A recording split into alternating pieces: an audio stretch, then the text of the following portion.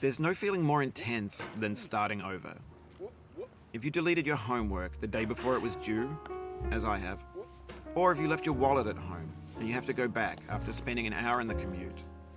If you won some money at the casino and then put all your winnings on red but it came up black.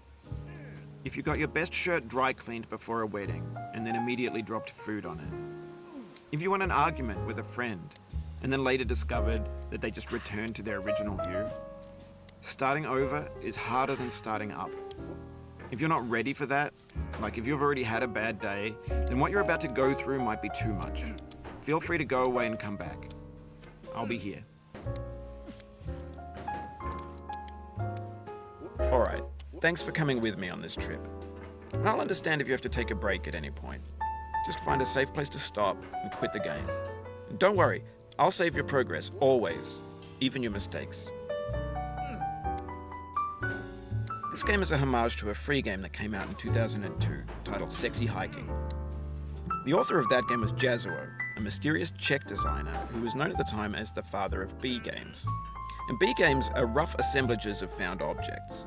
Designers slap them together very quickly and freely, and they're often too rough and unfriendly to gain much of a following.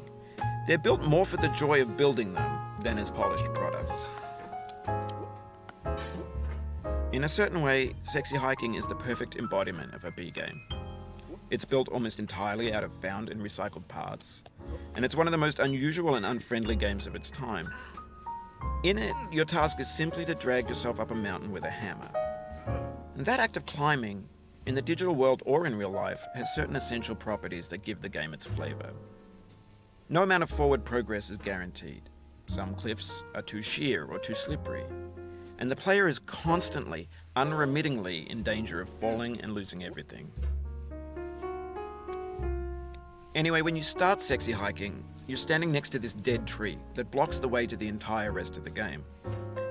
It might take you an hour to get over that tree, and a lot of people never got past it. You prod and you poke at it, exploring the limits of your reach and your strength, trying to find a way up and over. And there's a sense of truth in that lack of compromise. Most obstacles in video game worlds are fake. You can be completely confident in your ability to get through them once you have the correct method or the correct equipment or just by spending enough time. In that sense, every pixelated obstacle in Sexy Hiking is real. The obstacles in Sexy Hiking are unyielding, and that makes the game uniquely frustrating. But I'm not sure Jazuo intended to make a frustrating game. The frustration is just essential to the act of climbing, and it's authentic to the process of building a game about climbing. A funny thing happened to me as I was building this mountain. I'd have an idea for a new obstacle, and I'd build it, test it, and it would usually turn out to be unreasonably hard. But I couldn't bring myself to make it easier. It already felt like my inability to get past a new obstacle was my fault as a player rather than as a builder. Imaginary mountains build themselves from our efforts to climb them, and it's our repeated attempts to reach the summit that turns those mountains into something real. When you're building a video game world, you're building with ideas, and that can be like working with quickset cement.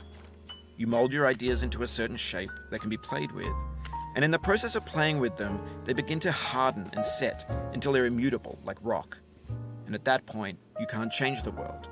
Not without breaking it into pieces and starting fresh with new ideas.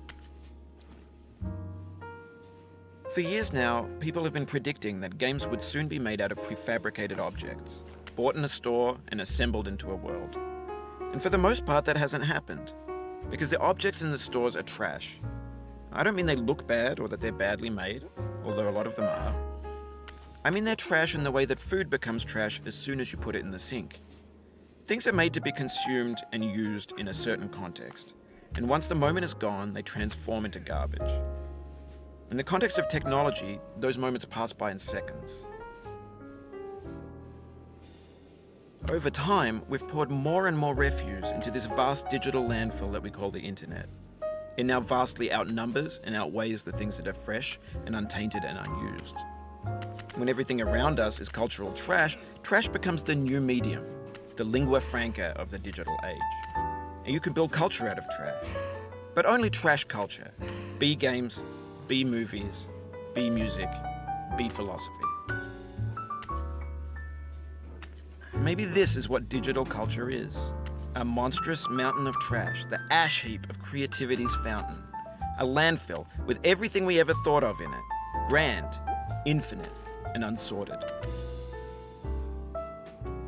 There's 3D models of breakfast, Gen X's fanfic novels, scan magazines, green screen Shia LaBeouf, banned snuff scenes on LiveLeak. Facebook's got lifelike bots with unbranded adverts and candid shots of Kanye and Taylor Swift mashups, car crash epic failed GIFs, Russian dashcam vids, discussions of McRibs, discarded, forgotten, unrecycled, muddled, rotten, untitled. Everything's fresh for about 6 seconds, until some newer thing beckons, and we hit refresh. And there's years of persevering, disappearing into the pile, out of style, out of sight. In this context, it's tempting to make friendly content that's gentle, that lets you churn through it but not earn it. Why make something demanding if it just gets piled up in the landfill, filed in with the bland things? When games were new,